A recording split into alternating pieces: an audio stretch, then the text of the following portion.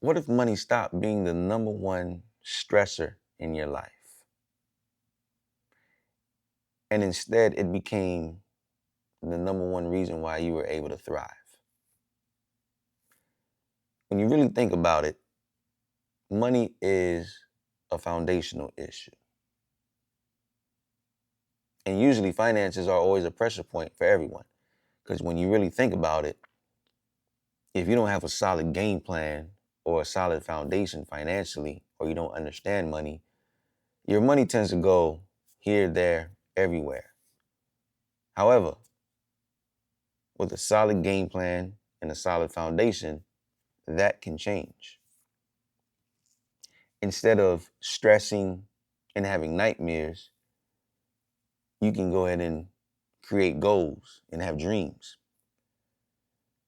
See, on this podcast, I like to navigate through or explore financial alignment, not only for you as a single father, but for you as a single father and your children.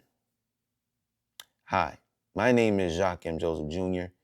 Welcome to the Financial Academy podcast. This is season 1, episode 6. Last episode, we talked about a specific rule, the rule of 72, and how that rule teaches you how you can double up your money in less amount of years, depending on if you play the game right.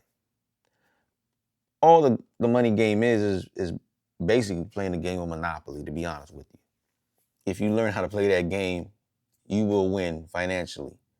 But how can you win the financial game if you don't even know the rules to the game? It sounds crazy, right? Think about it for a second. Gentlemen, if your favorite sport is football and you're just out there playing and you causing havoc, but you're grabbing jerseys, you're grabbing face masks, and nobody's telling you these things, but you're costing yourself penalties, basically fines, basically overdraft fees, basically not even knowing that you're able to invest money. Not a lot of money, just small amounts here and there to build a habit. I want you to understand something, gentlemen. And I'm talking about the gentlemen that really are genuinely wanting to be in their child's lives. Not out of spite, not out of, oh, she's tripping. I'm talking about, I'm a father, I'm a dad, and my children are important to me. See, I'm a firm believer. Not only a firm believer, but a Christ believer. And it says it in Proverbs that a good man leaves behind treasures and inheritance for his children's children. Now, I don't know about you as a man, but for me as a man, now, once a single father, now a married man, I plan on leaving a legacy or treasures behind for my children's children. So let's think about this for a second. Last episode, we talked about how to double up your money. Now, this episode, let's talk about what strategies or what you can use or what you can find to help you double up your money. Now, everybody has their strategy. Everybody has their thing that they want to do. Everybody talks about ETFs. That's something known as exchange traded funds. Or you want to talk about bonds if that's your strategy, or you want to talk about using cash value insurance. If that's your strategy, that's you. But for me in my house here on the Financial Academy podcast, I use mutual funds, strictly mutual funds. Now, everybody says, oh, there's fees, there's it. Yes, every account has fees. No, they don't. Yes, they do. All accounts have fees. Now, the difference between mutual funds and ETFs and all this is how they're being traded on a regular basis. That's my opinion, and that's what I've seen, that's what I've read, that's what I've researched, that's what I looked at, and that's what I know. Now, every time you invest into a mutual fund, yes, there is a fee. However, the benefits of having a mutual fund are these. Number one, it's liquid. It's your money. It's not tied down. It's not in a CD or a certificate of deposit, which a CD is basically an account that you put into the bank and you lock it in for a certain amount of months. Depending on the time frame, that's how much money or interest you would get back on the money that you put in. So if you put in $500 for 3 months, don't expect a very large return compared to if you put $100,000. You see my drift? The smaller amounts are not going to help you become wealthy overnight, but the habit of building it up over a period of time helps you become wealthy. That's the first thing. It's liquid. The second thing about a mutual fund that I like is professionally managed. What does that mean? That means when you begin to invest money into the market, there is someone who is watching the market on your behalf. Now, do they have a fee? Yes, they have a fee. Do they need to get paid? Yes, they need to get paid. Why do they need to get paid? Because if the market is doing something that they don't like, they move your money elsewhere to make sure that you succeed. Unless you're in the industry and that is what you do, day trade, whatever you do, unless that's what you do not have time to sit there and realize or figure out, hey, McDonald's stocks are going down. I need to move it over here to Google. And then Google's doing bad. I need to go to Apple. And then Apple, where do you worrying about paying rent? You worrying about your child. You worrying about everyday life. Because truth be told, life be lifing. Let's be very, very clear about that. It really does life. You know what I mean? The third thing I like about mutual funds is on average, they average normally about 12, 15%, depending on what company, what fund, what you're interested in. It's normally averaged 12 to 15%. Now, if you go to my last episode, you'll understand what that means because specifically the rule of 72 states 72 divided by whatever interest rate you're receiving within that mutual fund, that's how long it's going to take for your money to double. And if you're somebody like me, I don't have that many years or many doubling periods in my lifetime currently right now to be playing around. I have to make sure that I stick to whatever Proverbs told me to leave an inheritance for my children's children. And that's what's going to qualify me to be a good man. So now, if you as a single father are interested in being a good man, look into mutual funds. Think about building a strategy, a game plan that will set you up for your financial future.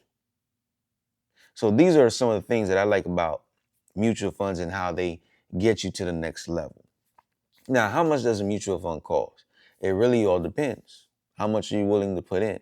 Because remember earlier I said, you realize that your money's going here, there, and everywhere. There are certain habits that you may have. Now, let me be clear. Let me be transparent. I had habits. We all have habits. We all have vices. My vice was eating out restaurants, lavish restaurants, drinking beautiful, delicious wines, liquor, the whole nine. I would spend my money on that. That was my thing at a certain point. What's your habit? What's your vice that you can cut back on in order to go ahead and build financial freedom?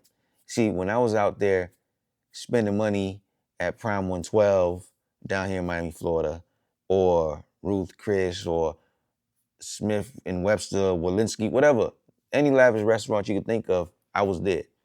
Plus, not only a meal for me, it was always a meal for a lady friend that I was with. Plus dessert, plus tip. And if I didn't drive, you got to think about the Uber ride. That was a lot of money for one night.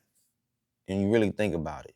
And that was my habit. And I had to cut that back and realize and look at my 3-month bank statement and think about, like, what am I doing with my life? Why am I spending so much money on things that will pass away and not building a legacy for myself and for my now child? What am I doing? Something must be wrong with me. I have to get better. I have to do better. And it was a decision that I made. I had to choose to be better. I had to choose to want to be financially free. I can't explain what it is. If you want to win, you will win, especially when it comes to this financial game. Think about it, gentlemen. Oh, no, dog, she tripping. She taking all my bread. She taking all my money. The child support, I got to go back to court. But then I got attorney's fees, and I can't do this, and I can't do that. She won't let me see my kid. If you want to win, you will win. There's no other way around it. I had to come out of my own pocket. Almost 12, almost 15 grand. Where did it come from? I have no clue, to be honest with you. I have no clue where that money came from. But I prayed to God. I said, listen, I'm a man, I have a child, and I intend on being in that child's life. Because what I was brought up and raised to be, I expect them. My expectation for my children is the same. And there's no other way around it.